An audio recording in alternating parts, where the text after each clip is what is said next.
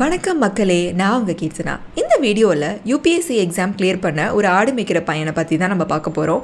கண்டிப்பாக மோட்டிவேஷ்னல் வீடியோவாக இருக்கும், ஃபுல்லாக பாருங்கள். கர்நாடகாவை சேர்ந்த ஒரு பையன், அங்கே அவ்வளோ வெயில் அடிக்கும் இல்லையா?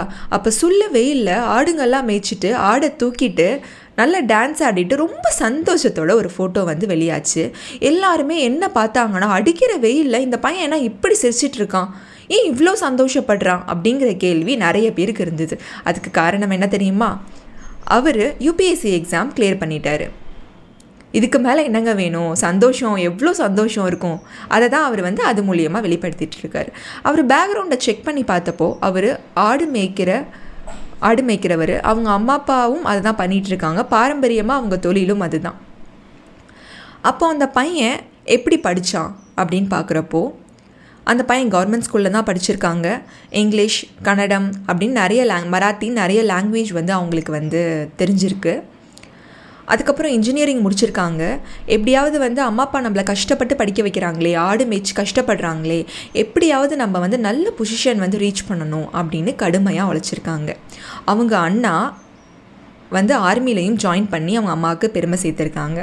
அவர் ஒரு இராணுவ வீரர்னு சொல்லியிருக்காங்க அவங்க அண்ணா. அப்போ இவங்க என்ன பண்ணுவாங்க, சின்ன வயசுலேருந்தே அப்பாக்கெல்லாம் ஹெல்ப் பண்ணுவாங்க இல்லையா ஆடு மேய்ச்சி.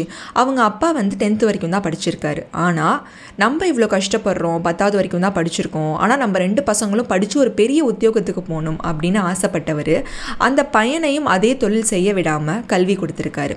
நல்லா படிக்க வச்சுருக்காரு 2 பேர்த்தையும். அதுக்கப்புறம் நீ படிச்சுட்டல்லப்பா, இப்போ நீ அடுத்தடுத்து போயிட்டு நீ உனக்கு பிடிச்சதை படி, நான் பார்த்துக்கிறேன்னு செலவு பண்ணி படிக்க வச்சுருக்காங்க. அதுக்கப்புறம் அந்த பையன் இன்ஜினியரிங் முடிச்சிருக்காங்க. அதுக்கப்புறம் அவங்களுக்கு சோஷியல் சர்வீஸ் செய்யணும், எப்படியாவது நம்ம ஆஃபீஸர் ஆயிடணும், மக்களுக்கு பணி செய்யணும்னு ஆள் மனசில் ஒரு ஆசை. அதுக்கப்புறம் நிறைய டைம் எக்ஸாம் எழுதுறாங்க. பட் ஃபர்ஸ்ட் டைமில் அவங்க கிளியர் பண்ணலை. இப்போலாம் நிறைய பேர் ஃபர்ஸ்ட் டைம் செகண்ட் டைம் எழுதினோடனே கிளியர் பண்ணணும், அப்படி கிளியர் பண்ணாட்டி அவ்வளோதான் லைஃபே அப்படின்னு சொல்லி கவலைப்படுறாங்க. அது கிடையவே கிடையாது. நம்ம இதுதான் தீர்மானிச்சிட்டோம்னா நம்ம முயற்சி பண்ணிகிட்டே இருக்கணும். என்னைக்காவது கண்டிப்பாக நம்ம பாஸ் ஆகும். அதே மாதிரி தான் இந்த பையனும் முயற்சி பண்ணிகிட்டே இருந்திருக்காங்க. இப்போ ரீசெண்டாக நடந்த எக்ஸாமில் கிளியர் பண்ணியிருக்காங்க. அவங்களுக்கு அவ்வளோ சந்தோஷம். அப்போ அவங்கக்கிட்ட கேட்டப்போ, நான் ஒரு நாளைக்கு 8 மணி நேரம் நாச்சும் படிப்பேன், கிடைக்கிற குட்டி குட்டி டைமில் அம்மா அப்பாவுக்கு ஆடு மேய்ச்சி கொடுத்து அதெல்லாம் நான் பார்த்துப்பேன். அதுக்கப்புறம் நான் ஃபோனை தள்ளி வச்சுட்டேன். எக்ஸாம் டைமில் நான் ஃபோன் பார்க்கவே இல்லை. அதை தள்ளி வச்சனால தான் என்னால் கிளியர் பண்ண முடிஞ்சுது. நானும் எடுத்தோடனே ஃபஸ்ட் அட்டெம்ப்டெல்லாம் கிளியர் பண்ணல, முயற்சி பண்ணிக்கிட்டே இருந்தேன். அந்த முயற்சி என்னை கைவிடல. அதே மாதிரி இந்த ரிசல்ட் வரதுக்கு அப்போது நான் ஊருக்கு வந்திருந்தேன். அப்போ ரிசல்ட்டுக்கு வரதுக்கு முன்னாடி நான் ஆடு மேய்ச்சிட்டு தான் இருந்தேன். அம்மா அப்பாவுக்கு அப்பப்போ நான் ஊருக்கு ஹெல்ப் பண்ணுவேன். அப்படி இருக்கும் போது தான் நான் பாஸ் ஆகிட்டேங்கிற செய்தி எனக்கு வந்துச்சு. எனக்கு கை காலே ஓடலை. ரொம்ப ரொம்ப ரொம்ப சந்தோஷமாக ஃபீல் பண்ணேன். அதனால தான் நான் இந்த மாதிரி டான்ஸ் ஆடிட்டு ஆடு கூட இருக்கிற மாதிரி நான் போட்டிருந்தேன் அப்படின்னு சொல்லியிருந்தாங்க. ஆடு மேய்க்கிற பையன், ஒரு விவசாயியோட பையன், ஒரு டெய்லரோட பையன் அப்படின்லாம் கிடையாது. வீட்டு வேலை செய்கிற ஒரு அம்மாவோட பொண்ணுனா அதெல்லாம் எதுவுமே கிடையாது. நம்ம முயற்சி செஞ்சால் கண்டிப்பாக நம்ம நினச்சதை நம்ம சாதிக்கலாம். பெரிய எடுத்து பையனோ பொண்ணாக இருந்தால் தான் சாதிக்க முடியும்லாம் கிடையாது.